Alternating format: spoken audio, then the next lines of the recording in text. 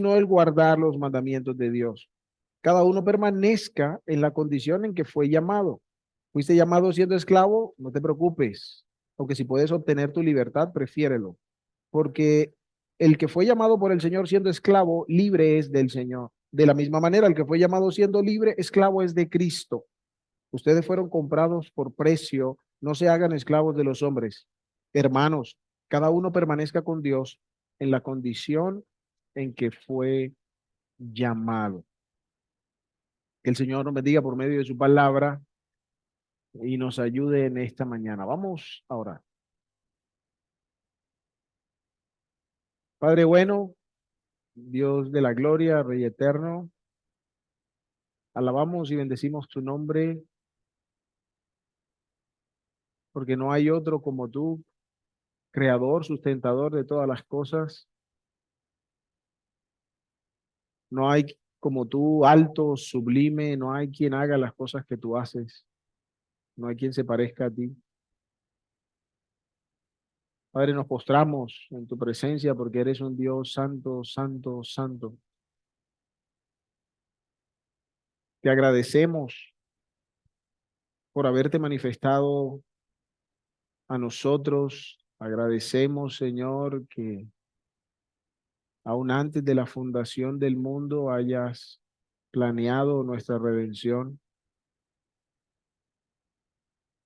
Agradecemos, Señor, hoy el poder participar de tu gracia, el poder gozarnos en el señorío de Cristo, el poder contemplarle, eh, regocijarnos en él, como hemos meditado en esta mañana, el poder llenar nuestros corazones de júbilo al considerar a aquel que se entregó por nosotros.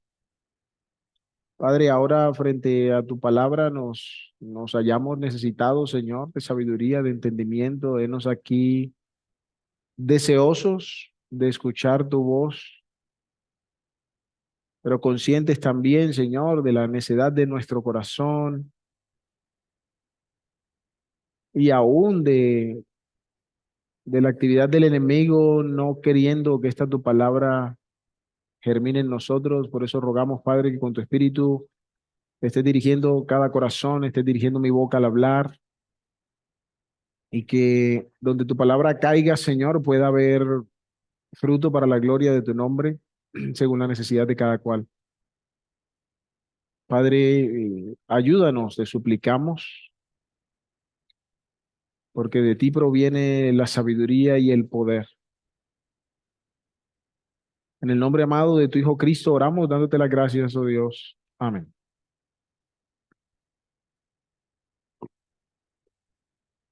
Bueno, hermanos, la última vez estuvimos meditando el versículo 12 al 16, hablando de las instrucciones del apóstol a los hermanos que se encontraban en matrimonios que llamamos mixtos, donde uno de ellos había venido el Señor y el otro aún no, recordando que Pablo está dando respuesta a preguntas que los hermanos le han hecho y que, como vimos cuando comenzamos a estudiar el capítulo 7, las preguntas estaban marcadas o parecen a lo largo de todo los escritos donde Pablo está respondiendo estas preguntas, parecen estar marcadas por, a lo menos por la confusión, por cómo el pueblo ha dejado que el pensamiento que les rodea esté afectando su manera de dimensionar la vida, su manera de ver la vida y de enfrentar la vida a la luz del deseo de Dios. Pablo ha dado instrucciones acerca de guardarse de la inmoralidad, de que es bueno estar en matrimonio, de que es bueno estar soltero también, que en últimas el tema no son las circunstancias, sino cómo vivimos dentro de ellas, y es parte de lo que Pablo está reforzando aquí en este lugar. La última vez eh, revisamos algunos principios respecto a estas instrucciones de Pablo, que el matrimonio está sujeto al evangelio y no el evangelio al matrimonio. Vimos también que la suficiencia de Cristo en medio de nuestras relaciones matrimoniales y el manejo de nuestras emociones es lo que debe primar, es decir, la vida del Hijo de Dios debe estar marcada por el sometimiento de sus relaciones y de sus emociones a la suficiencia de Cristo, a hacer aquello a lo que el Señor nos guíe. Y vimos también que somos llamados a adoptar perspectivas eternas que nos ayuden a conducirnos en medio de lo pasajero. En el versículo 17, entonces, Pablo continúa de alguna manera reforzando estos principios, pero ahora tomando algunas imágenes que no están conectadas con el asunto del estado civil. O sea, toma otras dos imágenes de la vida de los creyentes en Corinto para ilustrar que estos principios que él ha dado para los matrimonios mixtos también son aplicables a otras circunstancias de la vida. De cierta manera, digamos que es como un paréntesis, estos versículos 17 al 24, o como una idea secundaria que tiene el propósito de reforzar o enfatizar la enseñanza que él viene dando. ¿Por qué hago esta claridad? Porque muchas veces estos versículos se leen como muy aparte, sin conectarse con todo lo demás, pero si ustedes notan del versículo 25, perdón, en adelante, el apóstol continúa abordando asuntos relacionados con el estado civil. Entonces, no sería muy lógico pensar que aquí Pablo se desvió por alguna razón rara y habló de otra cosa, y cierto, no vemos al Espíritu Santo así de desordenado. De pronto nosotros sí, pero el Espíritu Santo no es así desordenado para hablar. Entonces, hemos de entender estos textos a la luz de lo que Pablo está diciendo, y espero en el Señor que es lo que podamos eh, contemplar en esta mañana. Y por eso hicimos esta recapitulación, porque para entender el principio que hay detrás, o cómo Pablo está usando esto para enfatizar lo que ha dicho, es importante recordar lo que él ha estado diciendo, lo que hemos venido nosotros estudiando en los primeros 16 versículos. Entonces, la respuesta que Pablo está ofreciendo en medio de las circunstancias distintas en que los creyentes están encontrando respecto al asunto civil, eh, dijimos que está enfocada en el hecho de reconocer la suficiencia de Cristo, de descansar en la suficiencia de Cristo. Porque recuerden, lo último que vimos respecto al matrimonio mixto, habían unas instrucciones ahí que de pronto no eran muy comunes para nosotros, o que de alguna manera nos pondrían a pensar la mente, o lo que nos hace entender el texto, de que estos hermanos dirían, no, mejor me separo para ahí sí agradar al Señor. El Señor dice, no, tranquilo, permanece ahí, porque tú podrías ser un instrumento de salvación para tu esposo o para tu esposa incrédula. Aún tus hijos podrían ser beneficiados de tener una persona que está llena del Espíritu, que está confiando en el Señor, que está viviendo a Cristo, para que ellos también puedan venir al Evangelio. Pero también dijo que si en últimas el incrédulo se quiere separar, dice, no te afanes, permítelo.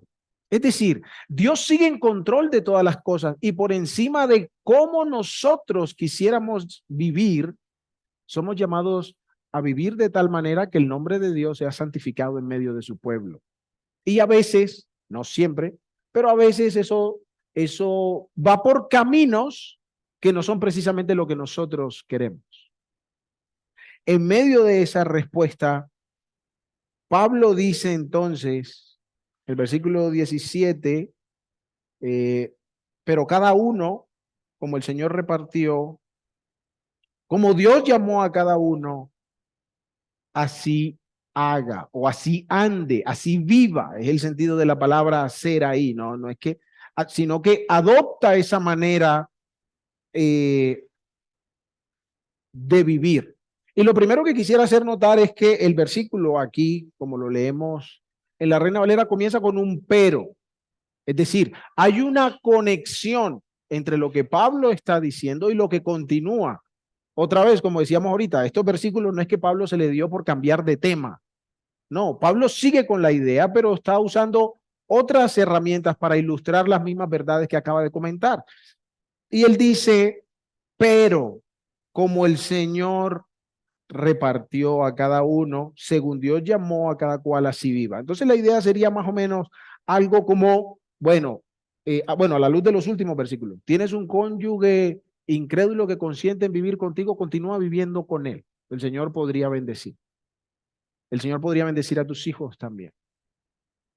No quiere vivir contigo tranquilo, permite la separación, pero sigue adelante, sigue honrando al Señor. Lo que está en tu mano, continúa haciéndolo para la gloria de Dios. Entonces, si bien es cierto, la separación matrimonial no es idea de Dios, no es parte del diseño de Dios para el matrimonio, no está en la mente de Dios.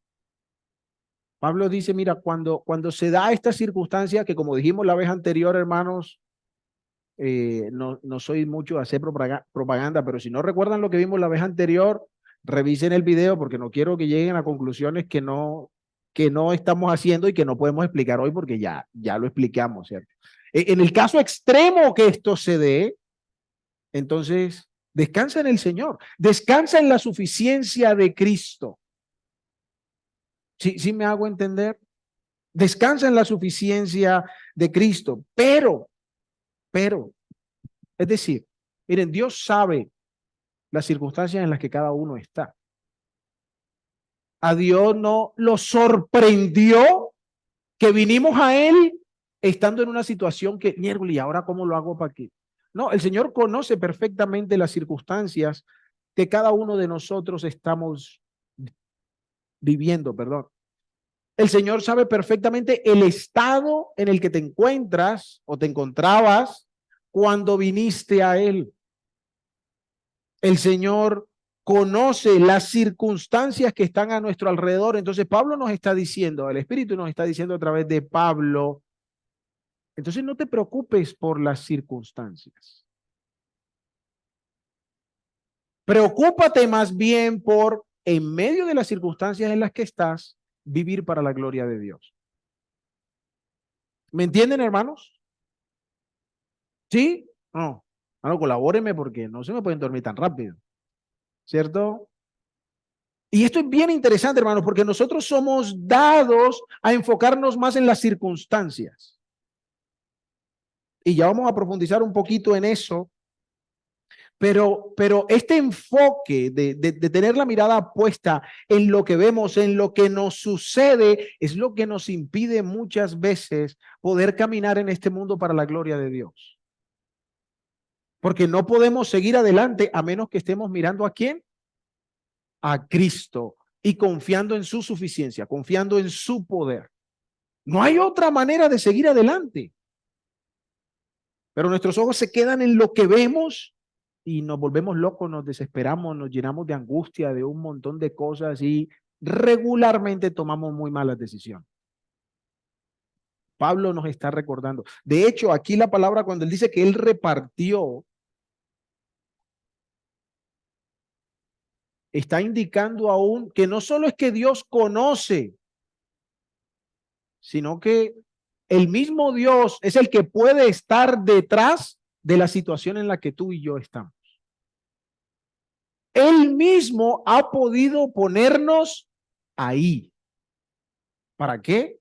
Para hacer su obra, para cumplir sus propósitos, para poner muy en alto su nombre y para bendecir a los que atienden su voz. ¿Me siguen, hermanos? Y les pregunto porque, hermanos, esto es lo que hace la diferencia en nuestra manera de vivir.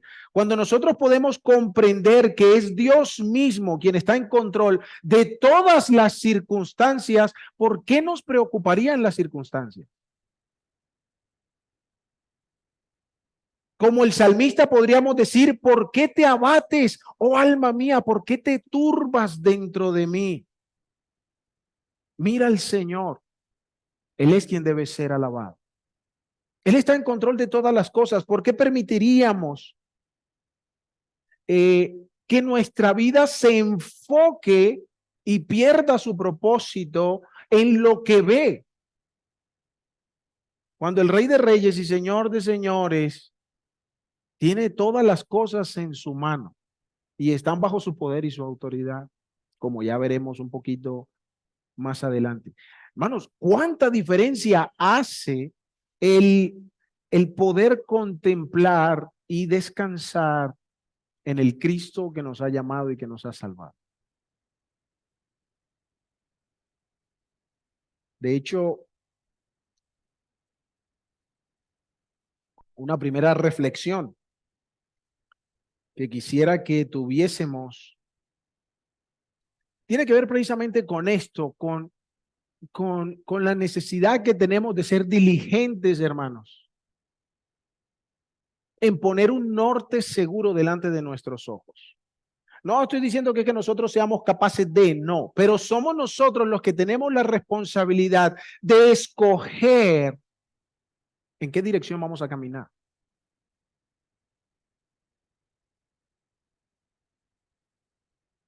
Y aún por experiencias en mi propia vida y conversaciones que puedo tener con algunos,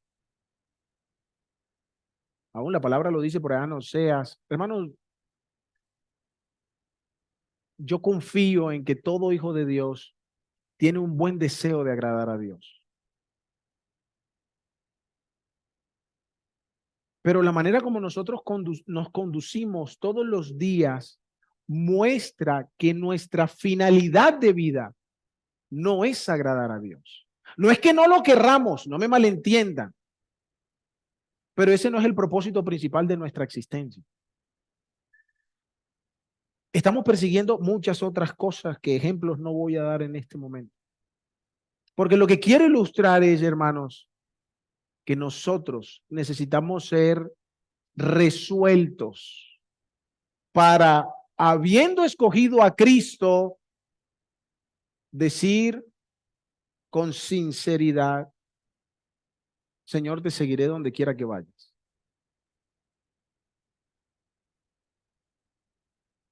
Que ante la voz del Señor, cuando le dijo a estos hombres en la barca, sígueme, vengan en pos de mí, ¿qué hicieron? Listo, Señor, después de 4 de la tarde que terminemos de pescar, vamos. ¿Eso fue lo que hicieron? No, los fines de semana no puedo porque los fines tengo unos compromisos por allá, entonces, pero no, el resto de la semana, lo que tú digas. ¿Eso fue lo que hicieron? Hermanos, dejaron todo. Y todo es todo. Bueno, la meta no es pensar en ese texto, pero hermanos, necesitamos considerar un poquito. Dejaron su trabajo. ¿Ah? Seguramente. Dejaron su trabajo, dejaron lo que habían pescado, dejaron sus redes, porque no es nada que diga, bueno, yo dejo el trabajo, pero me llevo la atarraya, ¿no? Porque de pronto por allá me sale una chambita en otro lugar. Dejaron su atarraya, dejaron sus botes y Andrés, ¿cierto? Con su hermano, ¿qué dejaron también? A su papá. Hermanos, la vida cristiana se trata de eso, de seguir a Cristo, no de traer a Cristo a nuestra vida para que ande con nosotros. Los creyentes aquí en Corintios están llenos de confusión. Están pensando que las ideas que hay a su alrededor pueden tener sentido. ¿Pero por qué lo están pensando? Porque Cristo no está siendo la meta predominante de sus vidas.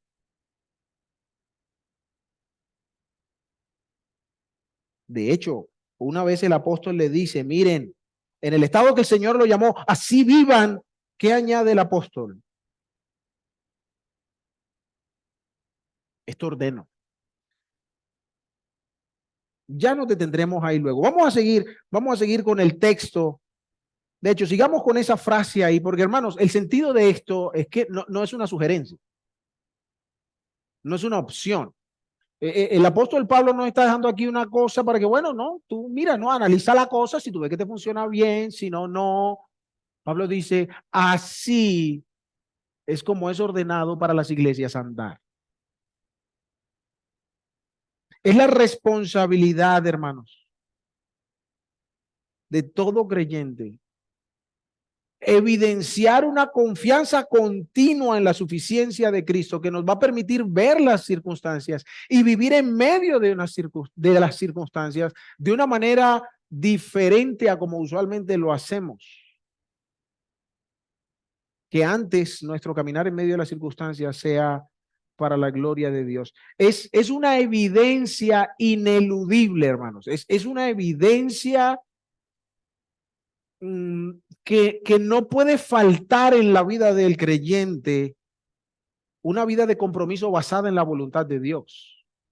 Una vida de compromiso no basada en las situaciones de la vida, no basada en las tendencias, en los hábitos personales, en el pensamiento social, sino una vida basada en la revelación de Jesucristo, una vida cuyo único eje es Cristo, tanto de manera individual como de manera colectiva.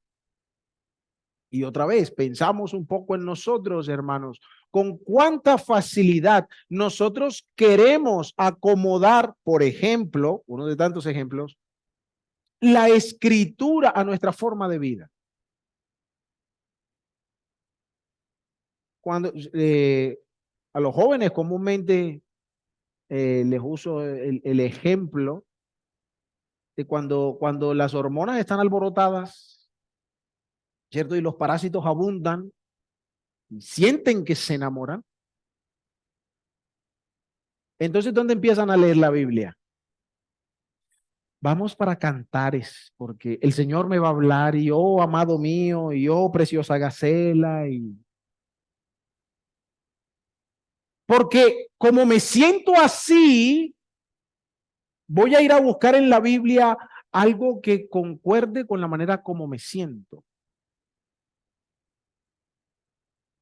Y entonces usted escucha, por ejemplo, años atrás, una jovencita de 14 años, ennoviada con un muchacho como de 22, diciendo como cosas como, hermano, usted no puede decirme nada de la voluntad del Señor porque eso es entre el Señor y yo. Y bueno, definitivamente yo no soy el Señor, ¿no? Y yo no sé qué va a pasar con eso. Pero aquí hay un montón de cosas claras que tú estás desobedeciendo. ¿Me estoy haciendo entender? Hermanos, la Biblia no está para nosotros justificar lo que nosotros queremos hacer.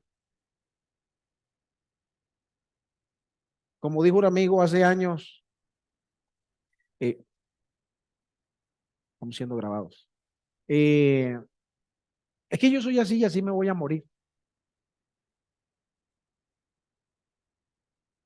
Tenemos un problema porque entonces o no sabes lo que estás diciendo o no eres de Cristo. Porque como dijo un predicador, John Whitcomb, hablando de cuando él conoció al Señor, él dijo, ese día ya en mi cuarto entregué mi vida a Cristo y no me he recuperado de eso. Es decir, desde ese día todo cambió y no ha venido a ser lo mismo.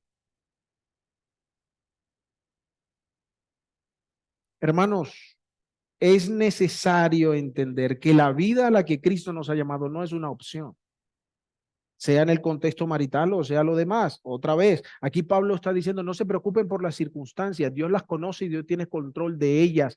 Tu responsabilidad es vive en medio de ellas para la gloria de Dios. Pero vamos a continuar. Pablo, después de esta conexión, entonces extiende la ilustración, versículo 18, aparte de la relación marital, a dos asuntos que se presentaban en la sociedad corintia y que seguramente ejercían una presión bastante grande en medio de su contexto. Pablo habla primero de la circuncisión y luego de otra situación de vida que no era la ideal, pero que debía vivirse igual para la gloria de Dios, que era el asunto de la esclavitud. Entonces Pablo dice de la circuncisión, mira, Dios te llamó siendo circuncidado. Bueno, nosotros leemos aquí que es de ese circunciso. Y pues al final es la idea, pero es bueno entender la fuerza que hay detrás de estas palabras. Porque literalmente lo que quiere decir es, no rehagas tu prepucio. En la circuncisión, el prepucio del pene del hombre era cortado. Y Pablo dice aquí, ya estás circuncidado, no te lo quieras volver a pegar. Porque de hecho eso pasaba en los baños en aquellos días, bueno, lo que se llaman baños públicos para nosotros. Nosotros tenemos una privacidad asombrosa en esos baños, pero aquellos baños públicos eso podía ser un salón así y por allá en la orilla una especie de banca con un poco de huequitos, pues donde la gente hacía sus necesidades, ¿no? Entonces la gente estaba desnuda ahí delante de otros, paseándose, por así decirlo. Y entonces el ser circuncidado podía ser motivo de vergüenza. El ser circuncidado podía ser motivo de juicio, de desprecio por la sociedad gentil. O sea, algunos judíos, y en aquellos días estaban, mire, el tema de estas operaciones raras no son de ahora. En aquellos días buscaban hacer cierto método a través del cual recomponían el tema del prepucio y se lo volvían a poner. Pablo les dice, el Señor te llamó estando ya circuncidado, tranquilo. No se trata otra vez de la circunstancia. Le habla al incircunciso. Este llamado siendo incircunciso, no te preocupes. No tienes que circuncidarte para caerle bien a los judíos, ¿no? Porque por el otro lado estaban los judaizantes. Estaban otros metiéndose en la iglesia. No, no, no. Si ya recibiste a Cristo, qué bueno. Entonces, para que sea de verdad, verdad, circuncidar.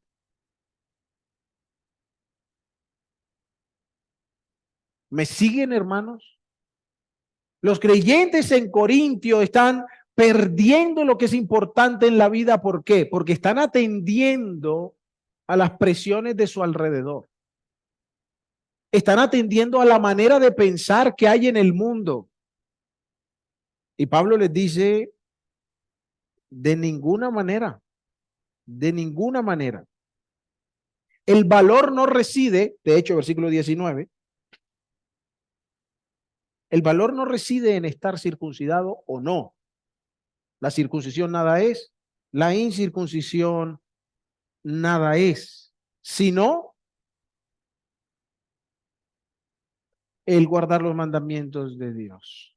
El estar sujeto a la voluntad de Dios. La palabra que aquí se traduce mandamiento, hermanos, no es una palabra que indique una norma. No es como otras palabras que se refieren específicamente a la ley de Moisés, por ejemplo. Aquí la palabra lo que quiere resaltar es una prescripción autoritativa. Lo que la palabra quiere resaltar es que sea lo que sea que Dios diga, tiene que atenderse eso, porque Él es Señor. ¿Me hago entender mejor? Obviamente, esto incluirá los 10 mandamientos y todas las cosas que nosotros tenemos en la escritura. Pero lo que Pablo quiere decir es, miren, en vez de estar atendiendo a lo que la gente dice a su alrededor, deben es escuchar las palabras de Dios. Deben es poner sus ojos en lo que Dios ha dicho y vivir a la luz de aquello que Dios ha dicho. En vez de estar afanado buscando dónde te van a operar para rehacer el prepucio o dónde vas a ir para que te lo corten, para que de un lado o del otro te acepten, ¿por qué no escuchas más bien al Dios que te llamó y que te salvó y que te tiene donde te tiene con un propósito en particular? De hecho, aquí esta palabra guardar, observar, viene de prisión, viene de custodiar, de guardar, pero no de guardar en una gaveta, sino del que está preso. Es decir, que el sentido de la expresión es fuerte respecto a la necesidad de estar sujetos al señorío de Cristo.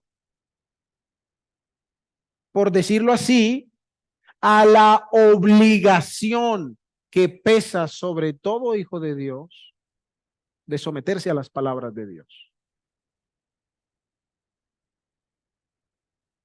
Y de pronto para algunos suena feo. Pero entonces estamos obligados a, si ven eso de la religión, es que me toca o que no me toca. No, recuerden lo que Pablo ha estado diciendo. La capacidad de poder transitar en este mundo en medio de las circunstancias que nos tocan para la gloria de Dios depende de dónde están puestos nuestros ojos. ¿Y dónde deben estar? En Jesús.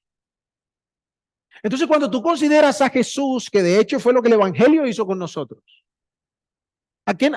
todo el llamado de Dios a que es, a que le vean a Él, a Cristo. Cuando el Señor nos confrontó con nuestra vileza, con nuestro pecado, con nuestra condenación, ¿a dónde nos apuntó el Evangelio? A aquel que fue crucificado, que llevó nuestro pecado, que pagó por él con su propia sangre, pero resucitó con poder de entre los muertos para darnos perdón.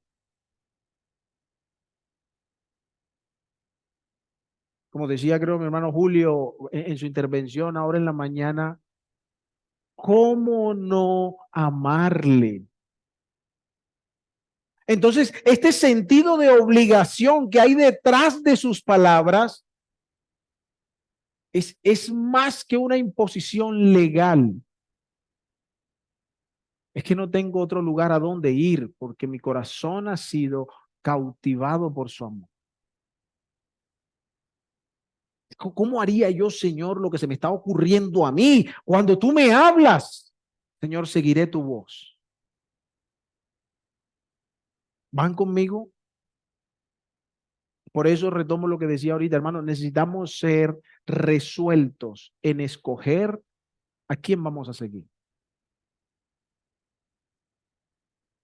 Josué se lo dijo al pueblo de Israel y de hecho, si ustedes leen con detalle, se van a dar cuenta que uno dice, ¿y Josué cómo dice esas cosas?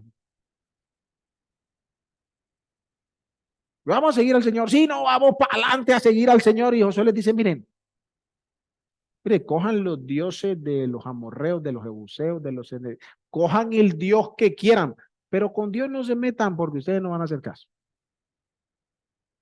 ¿Cómo es que Josué les dice que cojan otro Dios que no es el verdadero Dios? Pero precisamente el punto de Josué detrás no es que no sigan al verdadero Dios, sino que entiendan que seguir a Dios no es un juego. Decir que sigues al Cristo que predica el Evangelio, eso tiene que verse en la vida. Y no pasa los domingos aquí, también, pero no pasa principalmente aquí. Eso pasa todo el día, todos los días, en nuestra manera de pensar, nuestra manera de actuar, los afectos de nuestro corazón, las decisiones que tomamos. En cada cosa, Cristo debe ser exaltado. Si tú estás siguiendo a Cristo, Cristo será puesto en evidencia. Pero tristemente encuentra uno cosas en el pueblo cristiano como que una cosa hipotética, digamos, pero basados en la vida real. Encuentra uno al hermano allá sentado en la cantina, medio borracho. Hermano, venga, ¿qué hace aquí? Ah, no, eso no es nada. Todavía no esa música a mí no me hace nada. Yo alcanzo hasta 30, hermano. Después de 30 ya si no tomo más porque... Y uno dice, venga, ¿qué está pasando? Porque nosotros queremos disfrutar de cierto. Entonces decimos, hermano, de ahí para allá. El Señor nos libertó de todo esto. Me va a condenar el Señor porque ahora estoy aquí tomándome unas con... Hermanos, y parece chiste, pero no lo es.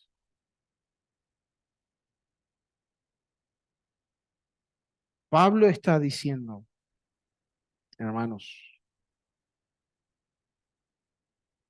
que el deber cristiano, que la marca cristiana es la sumisión plena al señorío de Cristo, no parcial, no temporal, mucho menos esporádica. Es un sometimiento pleno al señorío de Cristo. Pablo mantiene la idea de que por encima de las circunstancias es la voz de Dios y la suficiencia de su llamado, porque dice ahí el versículo 17, según Dios llamó, así vivamos.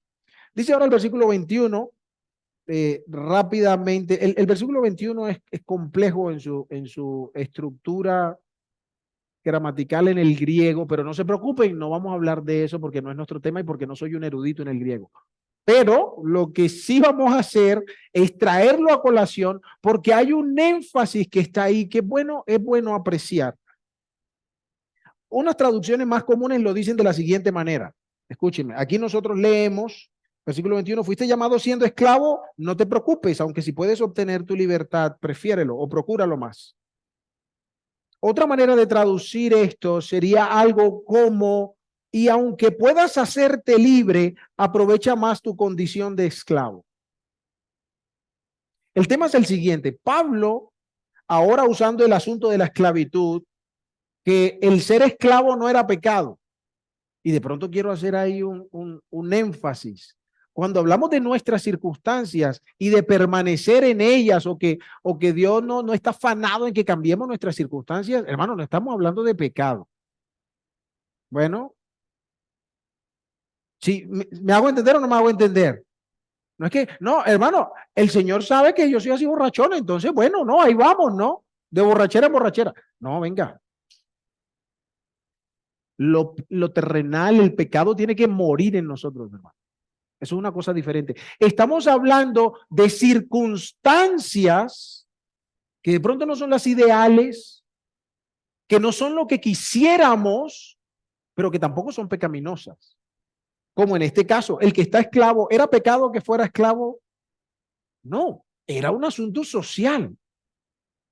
Entonces Pablo dice, bueno, tranquilo, úsalo para la gloria de Dios. ¿Sí me explico? De ese tipo de cosas. Pero no crean que Pablo está justificando que permanezcamos en conductas o en hábitos pecaminosos en nuestra vida. No es de eso de lo que está hablando la escritura. Entonces, ¿cuál es el tema con leer esto otro, hermanos? En el griego realmente la última expresión, procúralo más, no tiene complemento directo, o sea que uno no tiene algo específico o sea, para responder la pregunta, ¿qué es lo que tengo que procurar? Por las características del idioma, usted podría unir eso a hacerse libre o a no tener cuidado, a que no le dé cuidado. Pero el punto es el siguiente, repito. Por un lado, Pablo está diciendo, mira, no hay ningún problema con que las circunstancias mejoren. Dicho en criollo, tampoco te vas a dar mala vida, ¿no? O sea, si puedes pasar a una condición de vida mejor, hombre, qué bueno. Si te puedes liberar, fantástico. O sea, hágale. Pero a la luz del contexto y de esta otra forma de traducir, Pablo también está diciendo que no sea tu libertad tu prioridad. ¿Sí me explico o no me explico? O sea, si puedes liberarte, libérate, pero no es ahora que vas a vivir para ser libre. No, tú vas a vivir para Dios.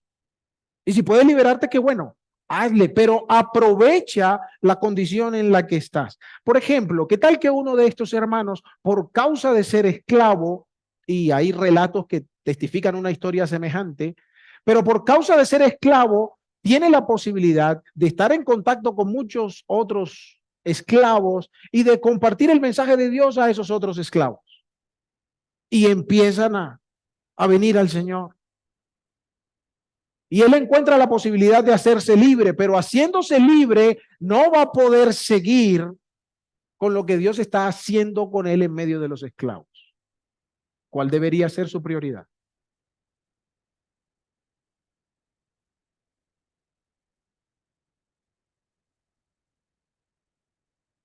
No lo queremos, yo sé que ustedes saben, pero no lo queremos decir.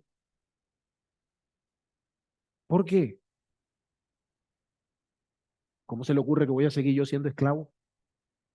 O sea, si puedo liberarme de una, pero ven lo que está detrás de esto. Se trata de a qué te ha llamado Dios y de qué quiere hacer Él con la condición en la que te encuentras.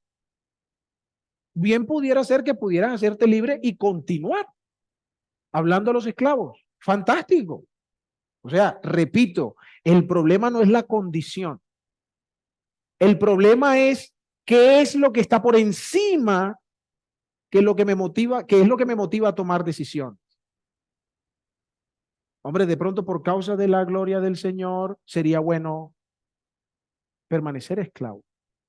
Hay un relato, hace años les conté, de unos jóvenes que en el anhelo de su corazón de ganar a los moravos, una tribu por allá, no se preocupen, se vendieron como esclavos porque no había otra manera de entrar. Para poder predicar a tantos que se estaban perdiendo, ellos mismos se vendieron como esclavos, gozosos de poder ir a hacer la obra de Dios. Richard Wurmbrand, en los relatos de él tiene un par de libros que relatan muchas de las experiencias del cautiverio en países comunistas. Ellos intercambiaban palizas por predicaciones. Si a ellos los hallaban en la cárcel, dentro de la cárcel, que continuaran predicando el evangelio, los golpeaban, casi hasta la muerte. Pero esta gente es experta, ¿no? Te golpean lo suficiente para que casi sientas que vas a morir y ahí se detienen y te devuelven. Y la actitud de estos hombres era, bueno, déjame predicar y luego yo voy a que me pegues. ¿Entienden a dónde vamos, hermanos? A mí me tiran una puerta en la cara y me voy corriendo para mi cuarto a llorar porque qué vida tan dura la de predicar el evangelio. ¿Qué es esto tan difícil de seguir a Cristo? Hermanos, hemos perdido de vista hacia dónde vamos y a quién esperamos. Pablo les dice, no te afanes por las circunstancias. Qué bueno si cambian. Qué bueno si te liberan o te liberas o lo que sea. Pero por sobre todas las cosas, eres llamado a vivir como Dios quiere. Nosotros somos muy dados a ahogarnos en las circunstancias, hermanos. De hecho, Pablo termina diciendo, o bueno, termina no, dice ahí, ustedes han sido comprados por precio. Eso está en el capítulo 6, en otro contexto. Pero lo que está haciendo Pablo es usar esta verdad para establecer un principio de vida inamovible. Aquí dice, ustedes han sido comprados por precios, no se hagan esclavos de los hombres. Ah, o sea que los esclavos tenían que liberarse. No, Pablo no está hablando de eso. Pablo está diciendo, no sean presos de la manera de pensar de este mundo. No se hagan esclavos de la corriente de este mundo, de lo que este mundo persigue. ¿Por qué? Porque hemos sido comprados por precio. No nos pertenecemos, hermanos. No estamos aquí para darnos la gran vida. Estamos aquí para experimentar la vida abundante que Cristo ha traído a nosotros. Eso es muy diferente. Y de hecho, esta es mejor vida que la gran vida. Pero con facilidad, repito, las circunstancias nos engañan, nos enredan. No estamos para satisfacer el mundo de alrededor. Simon Kistemaker dice, cuando los cristianos quedan atrapados por la forma mundana de pensar, ya no obedecen a Dios, sino que se convierten en esclavos de los hombres. Y termina el apóstol diciendo, hermanos, versículo 24, cada uno permanezca como. Bueno, aquí dice, para con Dios. Parece que la idea es que Dios está unido a nosotros en nuestra manera de vivir. Cada uno de vosotros permanezca con Dios en el estado que Él le llamó. Y si notan, Pablo dijo eso en el versículo 17, cuando dice, como Dios repartió, como Dios los llamó, así vivan. En el versículo 20 lo repite, Hermanos, cada uno permanezca en la condición en que fue llamado y ahora lo repite. O sea, hay un asunto que claramente Pablo quiere recalcar. Nosotros somos llamados a evidenciar, a poner en exhibición la suficiencia de Cristo en medio de nuestras circunstancias. ¿Sería bueno que cambiaran? Oremos, dejémoslo al Señor. Pero mientras eso pasa, santifiquemos su nombre en nuestra manera de vivir. Mostremos que la presencia de Dios está con nosotros en el camino donde andamos. Que nuestra mayor preocupación no es el estado civil, no es qué dicen mis vecinos, no es cuál es la tendencia de la sociedad, no es qué es lo que yo quiero hacer, sino que la única meta de mi corazón es honrar el nombre del que me salvó para su gloria. Que lo único que mi vida persigue es la gloria de su nombre. Creo que tenemos bastante, hermanos, en qué pensar. Y bueno, que el Señor nos ayude a que cada uno pueda examinar su corazón delante del Señor, porque hermanos, lamentablemente la iglesia de hoy, el creyente de hoy, está, está más interesado en encajar en el mundo. Está más interesado en proveer una manera que el mundo acepte, una forma de vida con la que el mundo también esté contento. Porque no es que no querramos agradar a Dios, pero también queremos agradar tristemente a los que nos rodean. Estamos buscando cierto estatus social, estamos buscando vivir de una manera más cómoda. Estamos queriendo tener una iglesia a la medida de mis deseos. No queremos sacrificar nada. El llamado del evangelio nos mueve, pero no tanto como para entregarlo todo. Nuestra lealtad y nuestro compromiso está con el trabajo, con el estudio, con los amigos, con la familia, con el deporte, con lo que yo quiero, pero no con Cristo. Él es el accesorio que bendice todo lo que yo quiero hacer.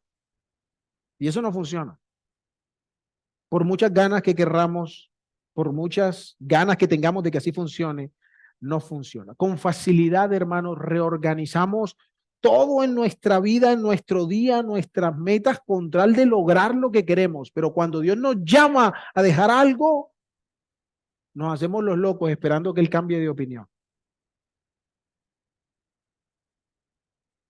Cuánta conformidad con el mundo, cuánto desinterés y pasividad por Cristo. Hermanos, estos tiempos están poniendo cada vez más a prueba la sinceridad de nuestro amor por Cristo.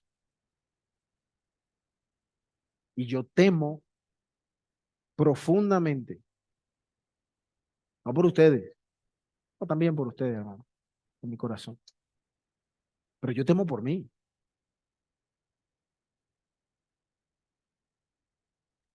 Temo por mi propio corazón, temo por mi propia vida.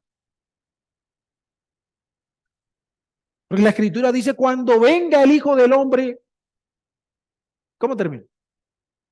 ¿Hallará fe en la tierra? Y nosotros que somos encargados de llevar su nombre a este mundo de tinieblas, estamos sentados viendo novelas en la casa.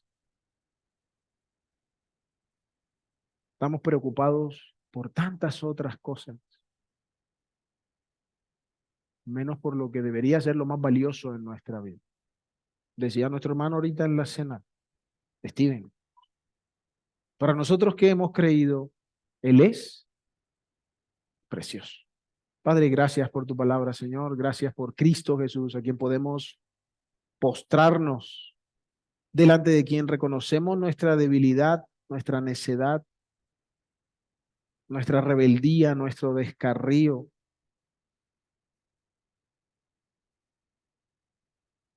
Pero delante de quien o en quien también podemos encontrar plena suficiencia, pleno poder, completa gracia para seguir. Padre, examina nuestro corazón, prueba nuestros pensamientos. que podamos ser llevados a una mejor devoción a Cristo cada día, sincera, sin doblez. Que en medio de las circunstancias, Señor, que estamos viviendo, que algunos hermanos viven situaciones difíciles, complejas, que no son las mejores, que no es la forma en la que quisiéramos vivir, de las que aún clamamos, para que obres con poder en medio de eso y cambies, restaures, sanes, Señor. Pero rogándote principalmente porque en medio de ellas podamos dar un fiel testimonio de Cristo. Puedan los hombres ver que las circunstancias no determinan nuestra conducta, ni nuestra esperanza, ni nuestro ánimo, sino que nosotros confiamos en uno que puede sostenernos aún en medio del valle de sombra de muerte. Que nuestros ojos están puestos en uno que disipa todo temor, cuyo amor nos conforta y nos apremia. Padre, gracias por la provisión tan grande que nos has dado en Cristo. Gracias porque aún hoy sigues llamando a los hombres a ver en Él la plena suficiencia para el perdón, la salvación y la vida eterna. Ayúdanos, Padre, porque sin ti nada somos y nada podemos hacer. A ti sea la gloria, hoy y por siempre, en Cristo nuestro Señor, en quien oramos. Amén. Que el Señor le